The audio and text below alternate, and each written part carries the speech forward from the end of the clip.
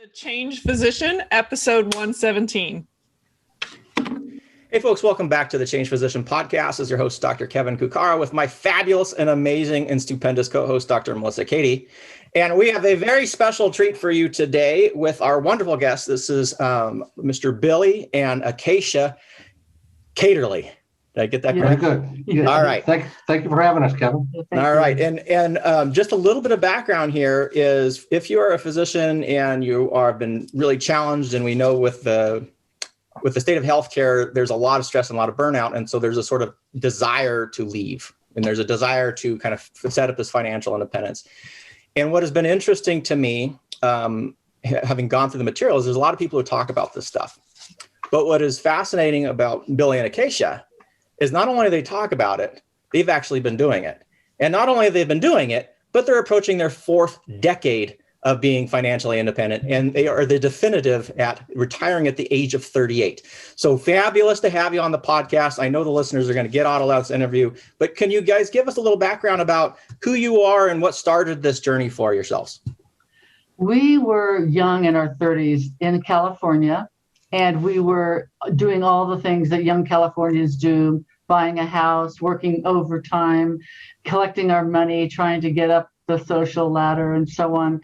And we found ourselves as passing ships in the night. It was a lot of stress. We had a restaurant. Billy is a trained French chef. That's his first career.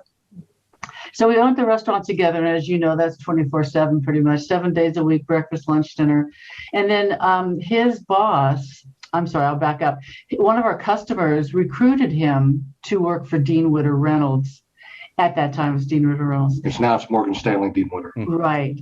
And so what happened then is I was working nights, weekends, and holidays, and Billy began working Monday through Friday, getting off at 1 p.m. with all of his weekends off. And so that put even more stress on the relationship because he's having all this extra free time, and I'm working. So there's more to the story than all of that. But what happened was we kind of hit a wall, and Billy says, look, why don't we just quit our jobs and travel the world? And I said, oh, yeah, sure. No worries. We can do that, So anyway, we took 2 years to do that. We tracked our spending and decided what we wanted to do with our time once we were without a paycheck and without a career to define ourselves and so on. And we took off from there. Now you got to remember, this is before the internet and before all these blogs, and our website was out there and whatever. So we were pretty much out on our own, and we were doing this on the back of an envelope. We kept doing back of the envelope computations. And, we would have discussions about it and sometimes high frequency discussions and just trying to poke holes into it. What are we missing here? We took a look at what we had, the assets that we had, and we said, well, if we just put it all into the market, we can pretty much cover expenses and still have growth. And so that's what got us thinking about this. And we started knocking these ideas around, and then all of a sudden we'd pick up a People magazine or something magazine, and we'd see this couple that's sailing in the Pacific or in the Atlantic, on a cruiser, and it was like, well, they can do it, we can do it. Right. And so we took note of our assets, what our net worth was at the time, and like I said, we took 2 years to plan this very diligently. We didn't just cut and run, and the rest is history. Can I ask a little bit about that 2 years though? So there's a time period where you're sort of tossing the idea back and forth, and you're like, and it's very easy to do, right? The dreaming phase. Correct. When did you set the 2 year time frame? Was that dreaming phase part of the 2 years, or did you said, you know what, if we're going to do this, let's start here and we'll look over the next 2 years and see whether it's feasible, or was it just more like we're going to plan for 2 years and then do it? I think a little bit of both. You don't do it until you do it. So a lot of times, a lot of people plan things and then they get derailed. But we were the first thing we did was, okay, how is this really going to work mathematically and financially? And so we started tracking all of our spending, what we were spending just on ourselves. We eliminated our home cost. We eliminated our mortgage. We eliminated car payments. We eliminated car insurance. We eliminated wardrobe expenses, dry cleaning, lunches out, anything that was work related. and we found out that we really were not spending very much on ourselves. That figure back then in 1991 was around 20,000 US dollars. And you say that to a doctor, and you say, I spend that a month. And I understand, but you're not spending that on yourself. You're spending it on lavish parties and entertaining your house and a second wife and all kinds of stuff. Look, I know physicians. I used to manage their money. So anyway, once we figured out that was a key component of the equation, was how much we were actually spending on ourselves at the lifestyle we were currently living. Which wasn't too bad. It wasn't too bad living in Santa Cruz, California. And so once we got that figured out, then we started taking a look at the investment side of it. Now, we had equity in our home, which we had to get that out at some point, and we couldn't just sell the cars and continue working. So we had to factor these things in, and it was a lot of discussions regarding what we were going to do with our time after not working. Where were we going to go? Because we didn't want to stay in Santa Cruz, because we didn't want to just go give the house and then rent someplace. That wasn't the plan. And our plan was to travel, which is something both of us have done individually and together. And so we, after that 2 years of when we finally cut the cord, we moved to an island in the Caribbean named Nevis. It's a 36 square mile island. And besides the beaches and diving and snorkeling, there isn't a whole lot to do there, which was perfect because I wanted to hit a wall. We're both achievers, and we both like to get involved in things. But I wanted to go someplace where nothing, I used to say down in Nevis, if you want a hamburger today, you better order it yesterday, because that's how slow things go. And so that was the first 6 months right there. Wow. Before you head out of that whole 2-year planning, I'm curious, did you feel the need to have someone else help you with that, or do you just kind of go through the numbers yourselves? Did you have some kind of advisor or consultant? Well, I am the advisor. Yeah. So just from your own work, own work. Okay. Yeah. But I've been gifted with mathematics. Gotcha. I'm trying to be nice about it. I'm not bragging. It just happens to come naturally to me. And when I started doing the numbers, and you start using exponential numbers to see what the future might look like. Sure. It was all there. I'm going to kind of focus in on that a little bit. For those listeners who don't know, there's something that's known about the 4% withdrawal rate, and that came out of the Trinity study. But that Trinity study wasn't published, at least in my knowledge, until 1998. You guys are in 1991. Right. So where did you get your safe withdrawal numbers for? Was that just from your mathematical brain, or did Yes. you? So you were pre-study. You're basically pre-Trinity. Yes. What we did is, like I said, once we figured out how much we were spending, and I used a figure back then of around 10%. That we could generate off of our investments in the markets. So then I figured out, we're spending around, it just happened to be around 4% at the time. And so another way to do that is once you figure out how much you're spending, then multiply that number by 25. That's a backdoor way of getting to your 4% rule. And that tells you the amount of invested assets you need in order to create the 4% rule. Mm-hmm. So now you're approaching, you got this plan, and you've been planning this for 2 years. Now it's time to basically pull the jump cord on this. What were your feelings? Because this is another thing I think is always interesting. Is we always live in these daydreams, but then when you actually have to cross the threshold, all of those happy thoughts about, well, this is going to be so great, all of a sudden all the negative thoughts pull in, and they're like, well, what if the bad, all that, the human brain starts seeing all the negative things. So what was that transition like for you guys? Well, what happened was it wasn't all roses at the time. I went ahead and flew down to Nevis because Akaisha had needed to finish up getting rid of our furniture and things of that sort out of the house. And then what happened, of all things, was the Gulf War I broke out. While I'm in Nevis and she's in California. And go ahead, honey. Well, that's the thing, right? It was difficult enough because we were on our own, and I trusted Billy completely with the numbers. But the hardest part was the emotional component of retirement. And so we had this plan to go to Nevis and just hit the wall and relax on the beach and not do a whole lot.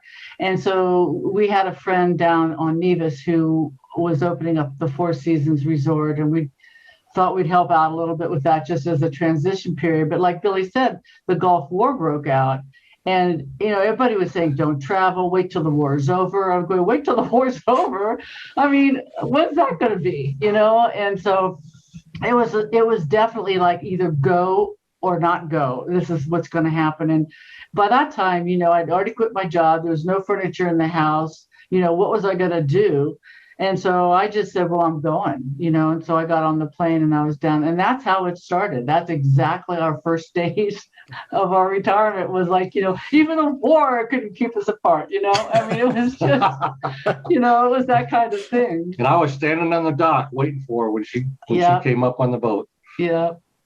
So how was it when you say you hit the wall and you didn't have all these, I guess I can just say expectations or responsibilities? Some people I find, people I've met that are patients or that they get to retirement and they don't like the quiet, and all these expectations are used to fulfilling, give them a sense of meaning or purpose. What was the transition like for you? Was it super easy or shift? Well, when there's nothing, no opportunities, then there wasn't a whole lot going on in Nevis.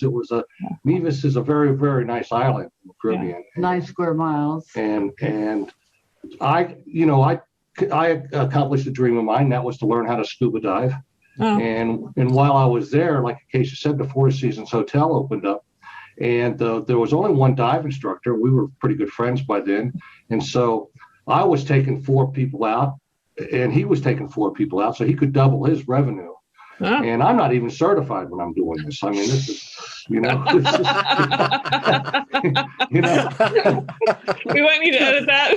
Well, there's sharing, and then there's oversharing. I think statutes run out. So we're only going down 28 feet. I mean, it's not that big a deal, but on for the first dive, and so, but it helped him out, and then I got to dive for free, and so that was kind of a. Let me just also say that at this time, remember, there's no cell phones, there's no iPhone, there's no internet, there's no Skype, there's no Amazon, there's no wireless transfers that you can do on your phone. There's nothing, no email, nothing. So, and there's no forums or anything. So like, I read every book that was in the house, cookbooks from one end to the other, you know what I'm saying? Yeah. I mean, and we walked everywhere. We went to the beach, we swam. It was like a completely new definition of who we were and what we were going to do with our time. We knew that we were going to just go and just get the stress out. Mm-hmm. Wow. Yeah, because there is that you have to have the capacity to look for resources to keep yourself occupied versus like being bored and then feeling not happy with the boredom because you don't fill it. Right. But there's no bad days at the beach, so all I need to do is go to the beach and I'm good. Yeah. Well, let's hammer in on that though, because that is an important point. Because if you look at sort of mortality data again, where people, and granted they're not retiring at 38, so this would be often not in your situation, but a traditional retirement, people are retiring in their late 60s or whatever. There's a steep drop off in mortality about 6 months after people retire. That's right. And part of that may be because of age, but there's a lot of data about mental health and stress. And retirement is a major distressor on the body.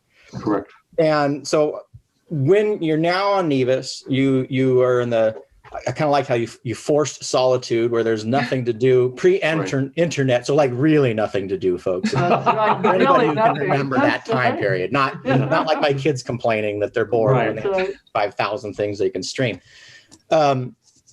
Did you're getting used to everything, but were you using that time to sort of then plan out what this next phase of your life would be? Or did you just, as you've proceeded over the last 3 decades, has it been more of a spontaneous kind of adventure for you? It's been spontaneous. It's very organic. Yeah, very organic. And we both knew that we wanted to travel the world.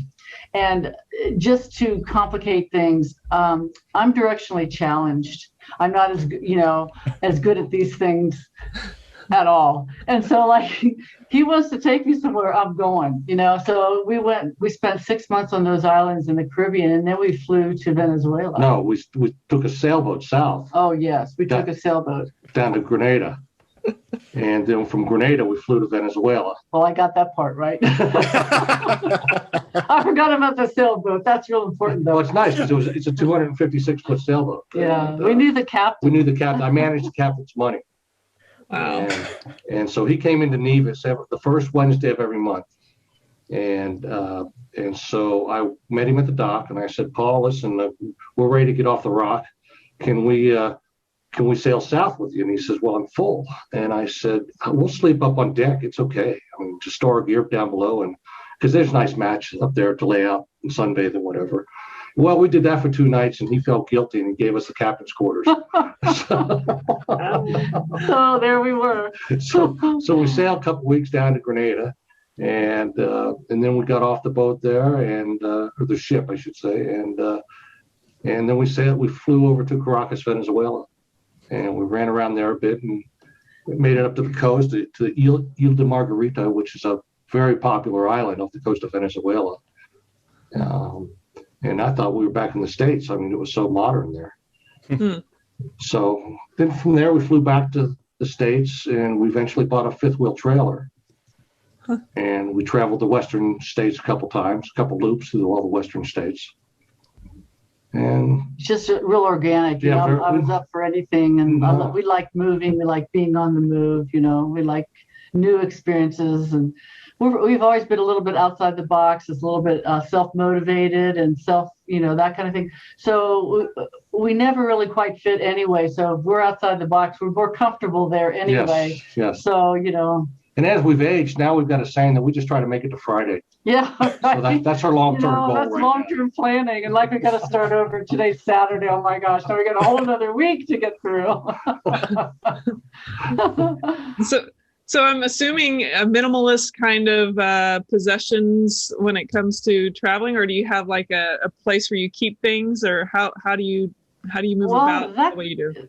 That kind of happened organically as well, because remember at that time we were both doing businesses. We had this beautiful home a quarter mile from the beach. We had house cleaners and gardeners, and we had lavish parties and were entertained with wines from the Napa Valley. We're in California, and I had summer clothes and winter clothes and layering clothes and the nail polish, and so like paring down was a necessity, because if I wanted it, I had to carry it. Well, it got heavy real fast, so that's kind of how that was. In the first couple of years, we did have some stuff in storage, in case we wanted to go back to work. Well, I would not do that again. I would definitely not recommend that. Either you're in or you're out. Get rid of the clothes. By the time we went back to clean it out, we could have bought the stuff twice.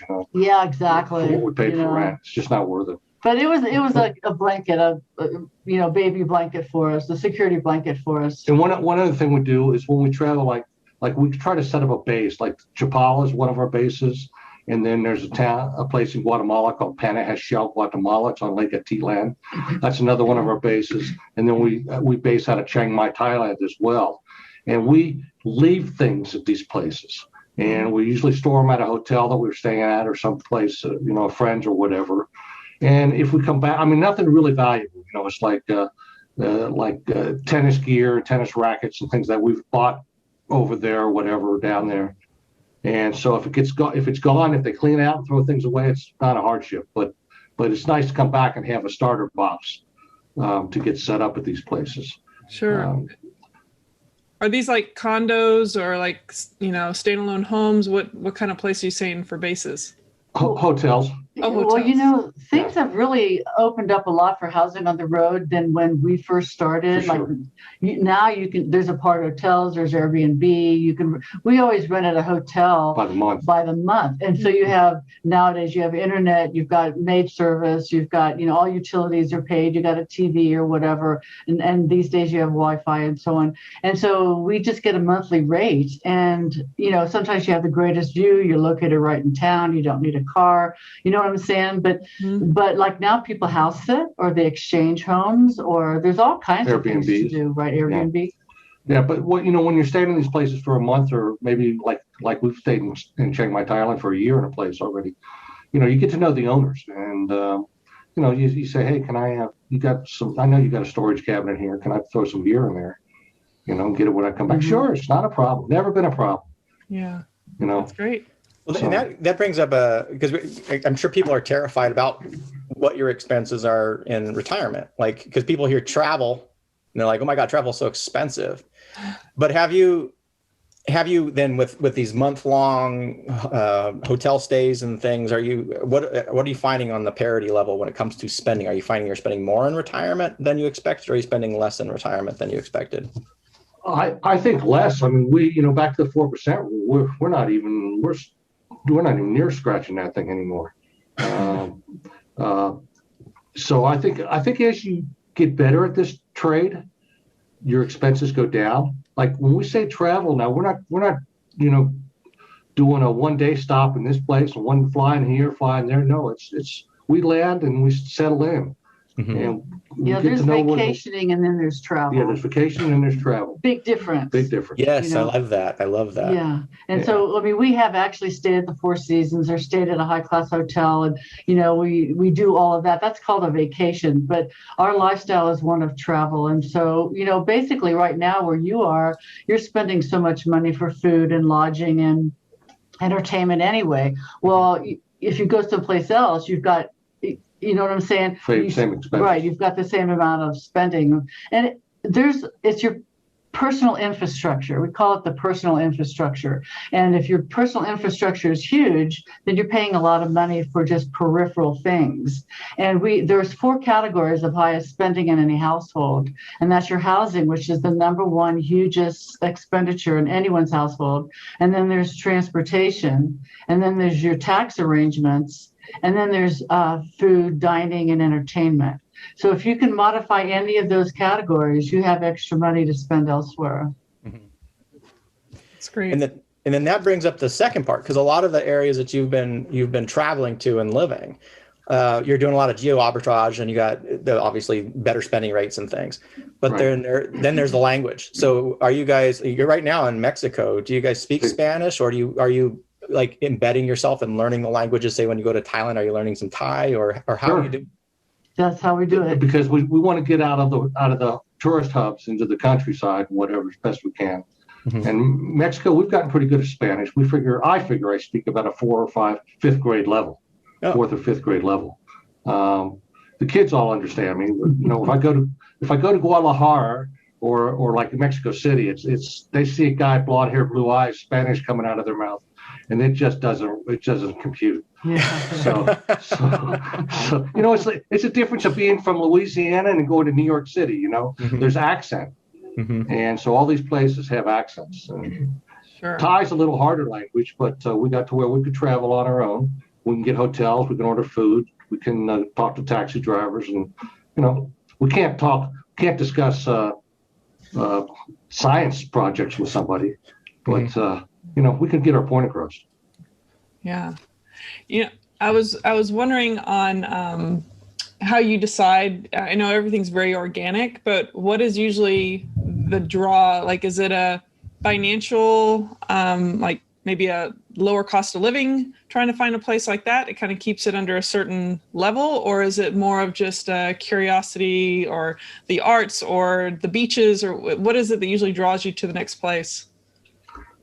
Well, that could be a variety of things, actually. Billy is the chef. We used to have a restaurant, as you know, and so sometimes we go because the food is so good. We want to try out the food, which is for us just a normal thing. Mm-hmm. And other times, my major in college was anthropology, so I love the local, the hill tribes and the indigenous and that kind of thing. And when we were younger, we did a whole lot of stuff like athletic things, so like maybe we wanted to climb that mountain or cross that river or whatever it was, you see. So we're just kind of hanging out. Like Billy said, we have a home base, like in Chiang Mai. That was our home base in Thailand. And then we'd go to Australia, we'd go to New Zealand, we'd go to Laos, we'd go to Burma, we'd go, these different places, and then we'd come back. And that's where the geo arbitrage comes in, right? Because when we're in Australia, we're spending a lot of money.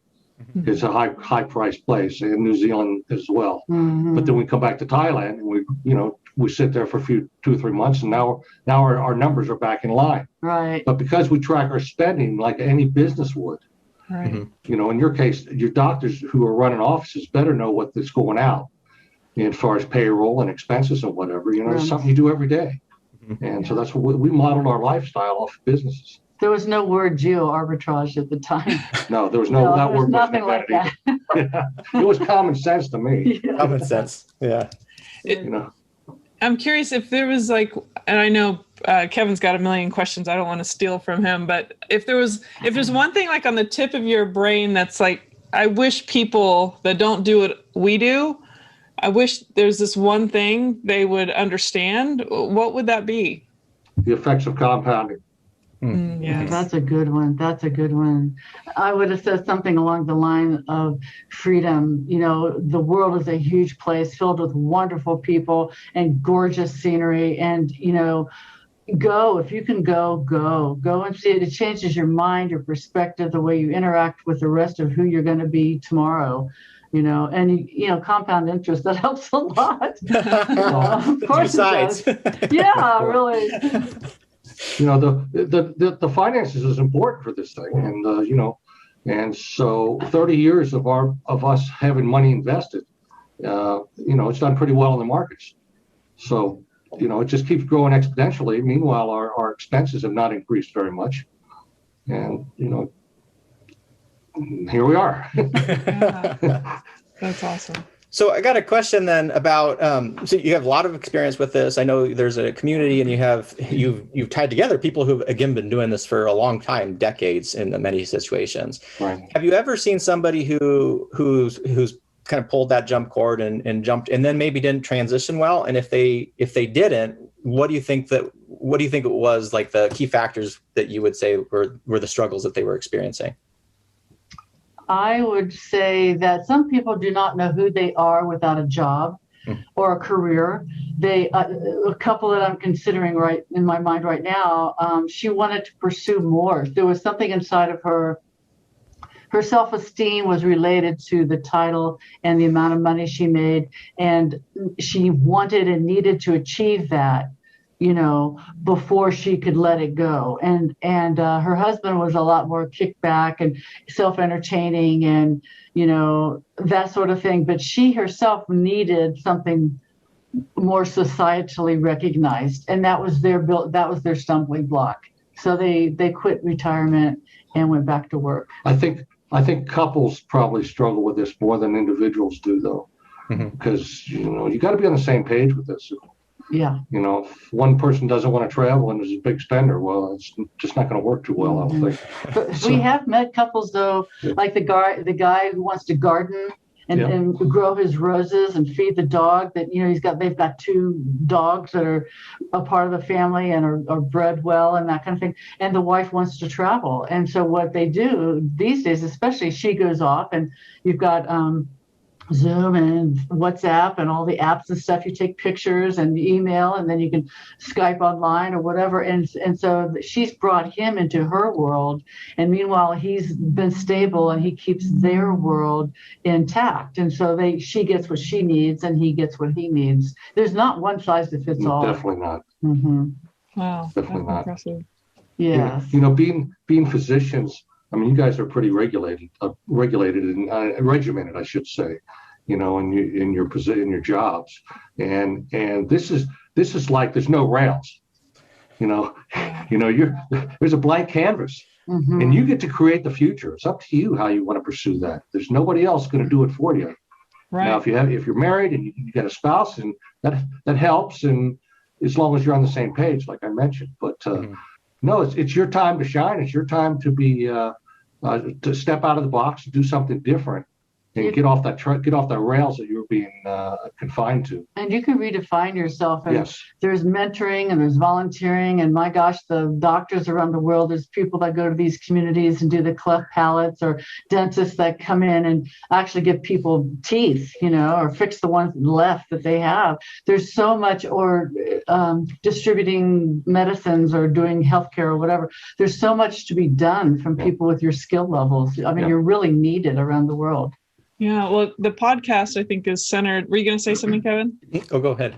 I would say that, you know, this podcast obviously is very centered around trying to inspire physicians to, or anyone that wants to listen, not just physicians, but about the possibility of change, and that despite like those rigid things that you're speaking of, that the system, you don't have to be 100% in the system. You can either be all the way out, you could have 1 foot in, 1 foot out, but create something that is more of who you are. If you realize that it's not just about being a physician, it's other things that can bring you joy and meaning. And it's having some faith, and it's good. It's not going to be comfortable.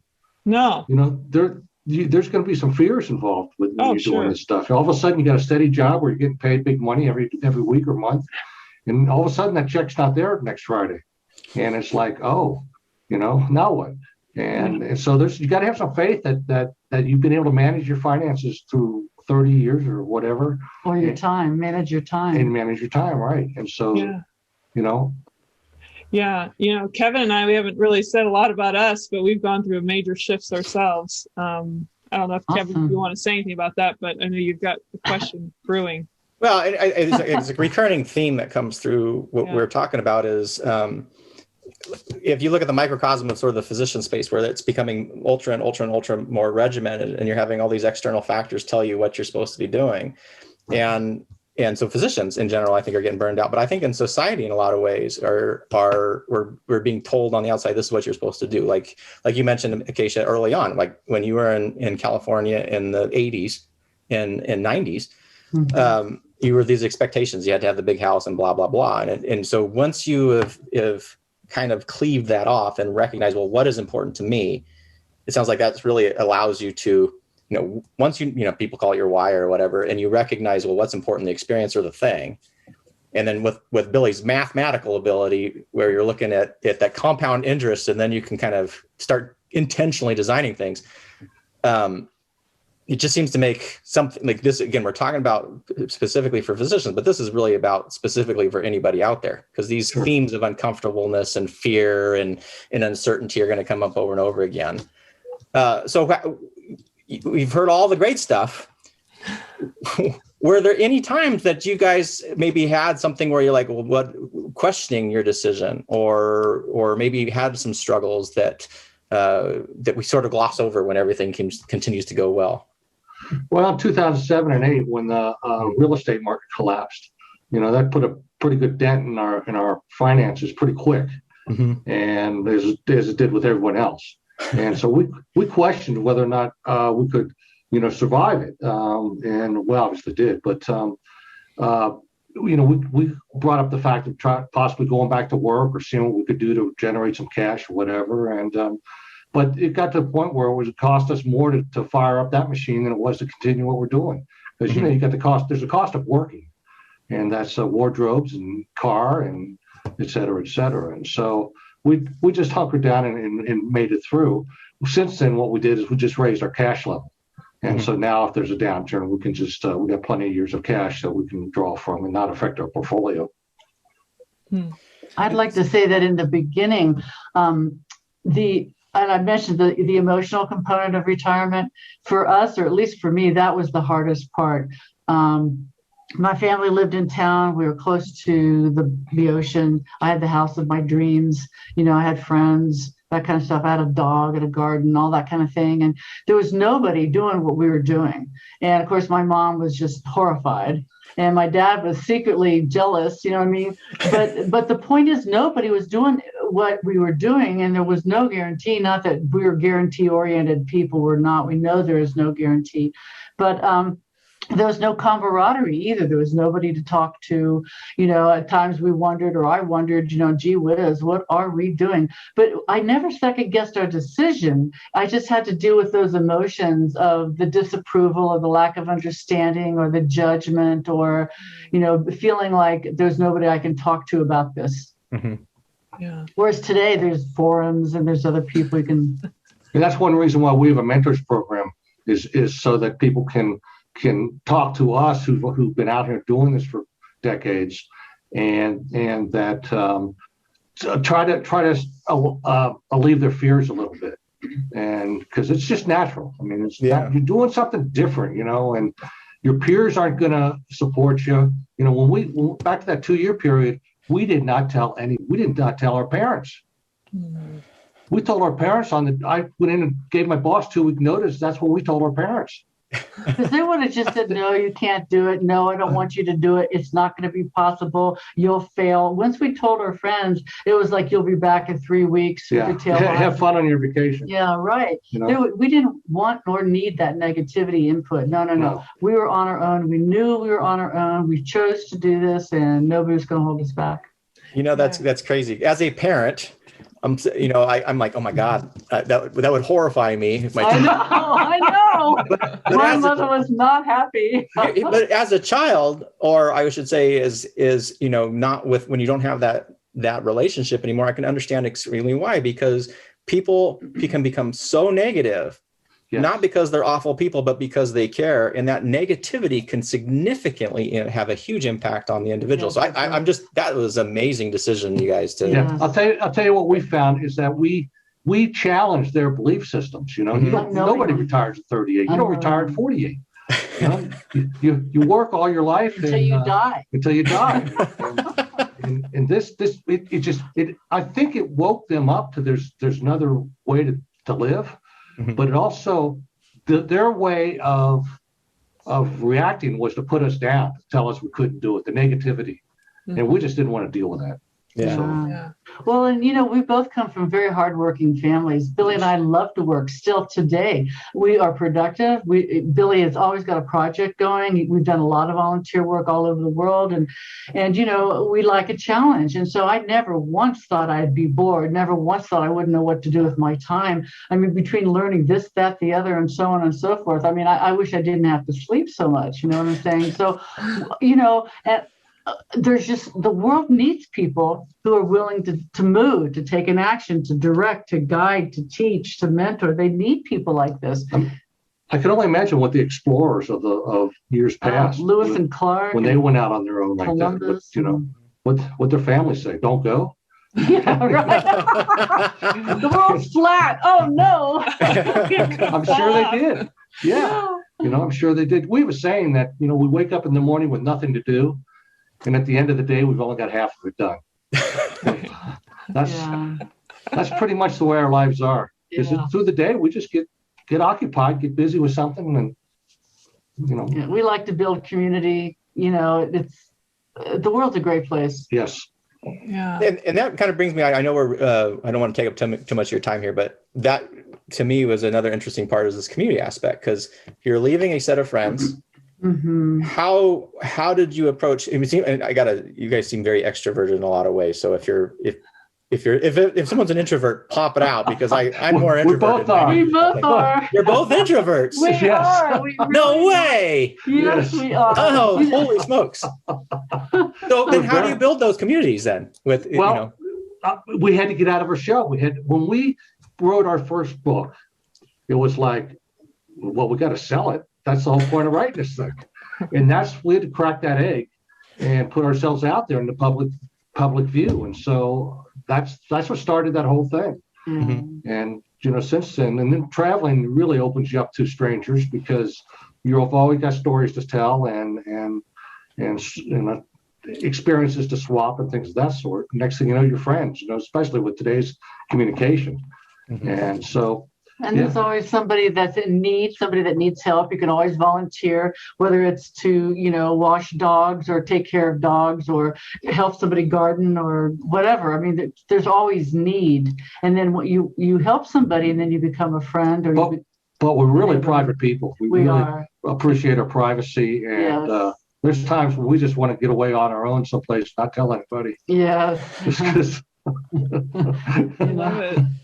Yeah, it seems like you both mentioned challenge, and I think being introverts, you're challenging yourself to be more extroverted, and I think it's just amazing what you're doing and the awareness you have for even processing the emotions ahead of time and knowing the things like the potential objections and the obstacles that could arise. Like, you're very intentional, and I think we don't look at them like obstacles that could arise. We know things are going to happen. Mm-hmm. Right. We know we're going to be judged. We know people. We know it.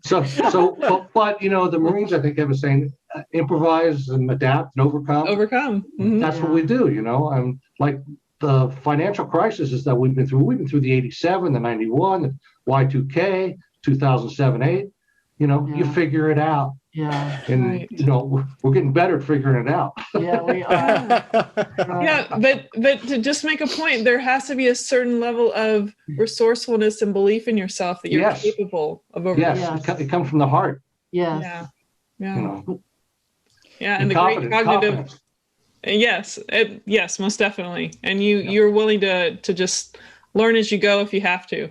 Exactly. That's right. If we wait till something's perfect, like our first book even, it never would have happened. If we would have waited for the perfect time to retire. I mean, in the middle of the Gulf War just started. It's never the perfect time ever. I mean, if somebody wants to have a child, is it perfect? Is it perfect? No, never. Yeah. And people take chances all the time, but they couch it in a language they understand. Like marriage is, 50-50. You know what I'm saying? Well, would you invest in something that's 50-50? Not really. Yeah, exactly. Yeah, right. Everybody wants that guarantee. Yeah. So, people take chances all the time. Yeah. I love that. That's a great quote. People take chances all the time. They just couch it in terms they understand. And I think that's really true. And yeah, you just hit me in my heart with that one. Oh, yes. Okay, good. All right. So I really appreciate your time, but I have one last question here, unless Melissa has any more. Go ahead. This would be, you hid this for 2 years from all those friends and family. Correct. Now you're 30 years later. What are your friends saying about you now? They're all dead. Talk to them. Oh, no. Well, a lot of. I'm really kidding, guys. It's horrible. Well, a couple of them are dead. Well, a couple of them, of course. Our parents have deceased. Right. That's one of the things that we discovered in this journey, is that we were both able to do end of life care for all of our parents. Wow. And I'm telling you, that you talk about something that was rewarding. We didn't have. We've got siblings, and they all had to work. Mm-hmm. We could be there 24/7. Wow. It's where we wanted to be. And that's what we wanted to do. Right. And so I'm telling you, it was nothing more rewarding than doing that for your parents. Well, and some of our friends that said, well, we'll be back, wanting to go back to work and such, they are just now retiring. Yes. Just now. And so, I think, we're 68. If I was going to start now, jumping in the back of a truck, crossing that river and throwing the backpack over when I haven't carried anything heavy like that for all those years I was working, I mean, I don't think my body could take it, right? They're just now. And then what happened? COVID broke out, right? So they can't travel. So they can't go anywhere, right? And we had 30 years of this. We saw the world. We didn't have to wait for no stupid stinking COVID to tell us we can't go. Today, our backpack has more anti-inflammatories in it than just clothes. Yes, it does. Anti-inflammatory. This pain aid, that pain aid. Oh my gosh. One thing I got to tell you, U.S. medicine versus other countries. Yeah. Is we've had some tremendous experiences with using what's called medical tourism. Mm-hmm. And I can just tell you that here in Chapala, I can go to a doctor and he's not going to tell me to get up and leave. I'll be in his office as long as I need to be in that office. Mm-hmm. And he's, Latins are pretty laid back in general. Mm-hmm. And they just don't push you out. I know in the U.S. you guys are 7 minutes or 12 minutes and next and next and next. No. And you see them on the street and they'll stop you and ask you how you're doing. I mean, seriously, they all give us their personal cell numbers. Mm-hmm. It's just a different system, and we really, really like it. I can walk into a cardiologist this afternoon and go in and get seen if I need to. I don't need to go to a specialist. I mean, I don't need to go to a primary doctor to get an okay to go see a specialist. There's no PPO. There's no HMO. Yeah, that brings up a whole new set of questions. Is the healthcare thing, right? Yeah, because you retire at age 38, and then when people, I'm looking at the transition, probably because I've gone through the transition. You're thinking, well, first the money, first the expenses. What am I going to do? And then the other objection you have is, well, what about healthcare? And most of us are extraordinarily healthy anyway, but you're always got in the back of mind because we know how bad the system is. Right. Mm-hmm. So, if you don't mind, would you what was that healthcare transition then for you? Because at 38, you're obviously not qualifying for Medicare. You are either going to have to buy something on the open market. And again, that's 1991. So that's pre-exchange. What did you do to navigate that in those early years?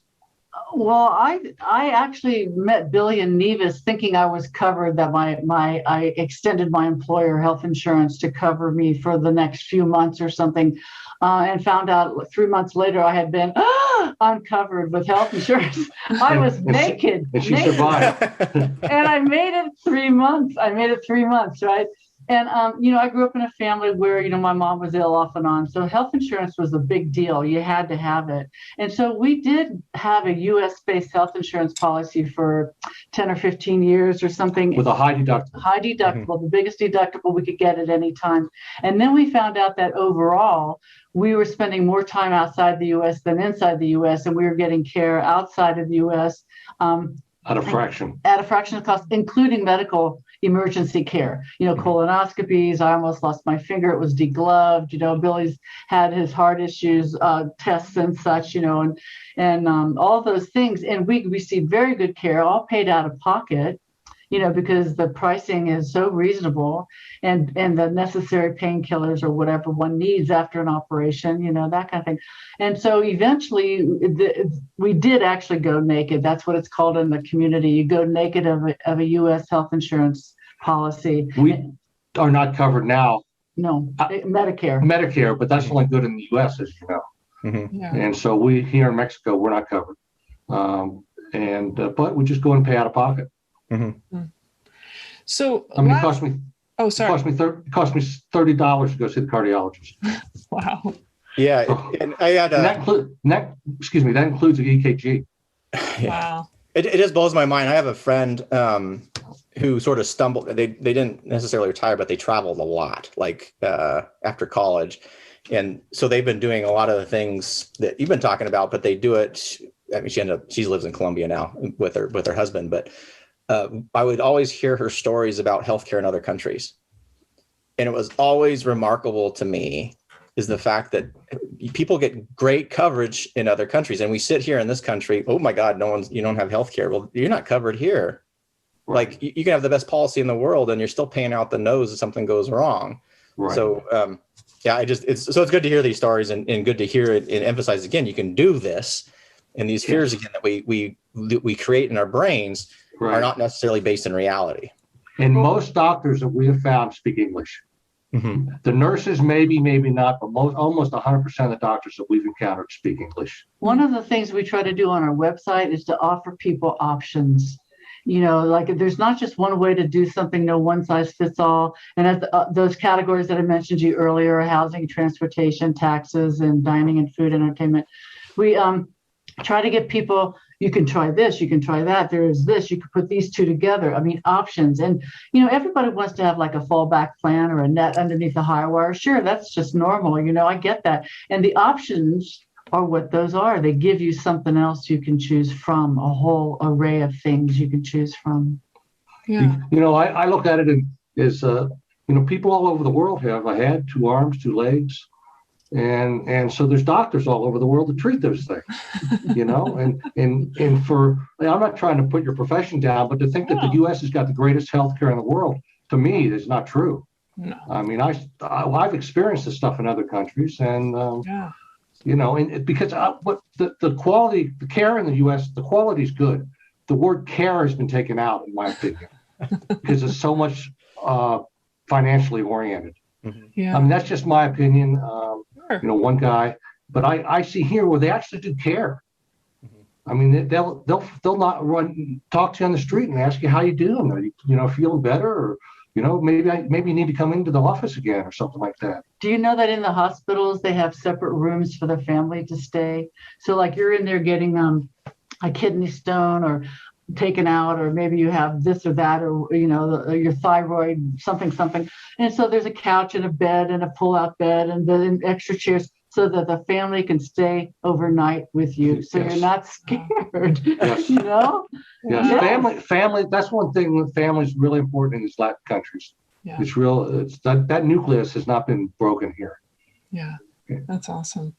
So, Hey, Kevin, I had one last question before, unless you have another one. But no, you go ahead. Oh, I'm just curious. When you brought up these other places, medical care, suddenly I was thinking, are you all just with a U.S. passport and or like citizenship wise, passport wise, and where you pay your taxes? Like, how is that if you're not living in the U.S. most of the time? Okay, first of all, being a U.S. citizen, which we still are, we don't want to give up our citizenship. Right. You're required to pay U.S. taxes, no matter where you are in the world. Okay, so that's a requirement. As far as passport, yes, we hold a U.S. passport, and we treasure that very much. But we also became, within the last 2 or 3 years, we became permanent residents of Mexico. And so now we don't have to, when we enter the country, we don't have to show a passport. We can show them our permanente card, what's called a green card, and that kind of things. And so that's what we've done. But tax-wise, you're not going to escape U.S. taxes. We still have to file and pay. Because we want our assets dollar-based, because I still believe that the U.S. dollar is the strongest currency in the world. Okay. Did that answer your question? Yes, absolutely. I just wanted to bring it up because I think it's something people don't always think about. That No, you're right. A lot of people think that if you live outside the U.S., you don't pay U.S. taxes. Well, that's a fallacy. You can try it. They may not want to come back then after that. Yeah. Well, they'll attach your accounts. Yeah. So really appreciate you guys' time today. And I want to make sure, because you have a ton of resources, but would you mind talking about your internet home base so that people can find your resources and discover more about you? And because we've literally only touched a very small topic, little bits of what you have on your website. Would you mind telling the listeners about that and your resources? Yeah, it's called retireearlylifestyle.com, all one word, retireearlylifestyle.com. And if they go there, they can see we have many interesting articles we've written and interviews of other expats that we've done, expat and early retirees that we've done, places that we've traveled to, and restaurant tips. We have a bookstore and a mentors program and a free newsletter. And we answer any email. If you have questions, you can email us. At the guide at retireearlylifestyle.com. And we'll answer you. The guide, GUIDE. Awesome. GUIDE. Yeah. Well, I got to thank you guys so much here, because thanks for having us. It has been a pleasure talking to you, and I just love the longevity. And so when people have questions, I encourage them to reach out to you. Certainly talk to people who've done it, and I can't think of a more challenging environment, because, like you said, pre-internet, we have, like, right now we're such crybabies talking about not having resources. Oh, I know. When it goes down, we all freak out. Yeah, this is insane. Like, but people can't. I mean, the resources that we have now to do what you guys did before that, and then to gone through, like you said, the financial struggle is just absolutely amazing and a wonderful story. So, unless you have anything else, Melissa, why don't you take us out? Excuse me. I'll give you one quick story. Recently, Akaisha was in the States, and I was down at the beach. And we try to keep in touch every day. We have conversations every day early in the morning, just to get any business we need to take care of it done. Anyway, I get down to the beach, and what happens? There's no power, and there's no cell service. I'm there's nothing going on. I can't communicate with her whatsoever, and I know she's expecting me to check in to let me know that I made it okay. And I mean, I'm just going, man, I'm sorry. There's nothing I can do. But that's how dependent we've become on these crazy things, Yes. Yeah. I mean, when the cell tower goes down, that's bad. I can handle the power, but when the cell tower goes out, oh. Yeah. So what I do, I went to the beach and had some beers. Yes, we've all become spoiled with all these wonderful amenities that we have. But, yes. I want to thank you both, Billy and Akaisha, all the things you've been doing the last 30 plus years to create the story that we're sharing today. I think what you've done to just, not just as Kevin was saying, there's so much information out there, but to actually witness a couple who's done this, but also is open to discuss about the challenges and the emotions and the things that keep us, despite the information, from pursuing and actually moving forward with a lifestyle like that. I just want to commend both of you for doing such an amazing job that so many of us admire. Thank you so much. Thank you very much. You're very kind. We appreciate it. Yeah. Well, I'll definitely put the notes of where people can find you. And for those of you listening out there, I'm Melissa Cady, the Challenge Doctor, with my co-host, Dr. Kevin Cuccaro, and of course, our lovely guests, Akaisha and Billy, who have joined us today. And if you don't know what the Change Physician is all about, you can go to thechangephysician.com and sign up, whether you're a physician or a physician ally. We'd love to see you there. And of course, you can always check out all of our episodes on all the wonderful podcast locations. And we look forward to seeing you on the next episode. Take care. Stay well, folks.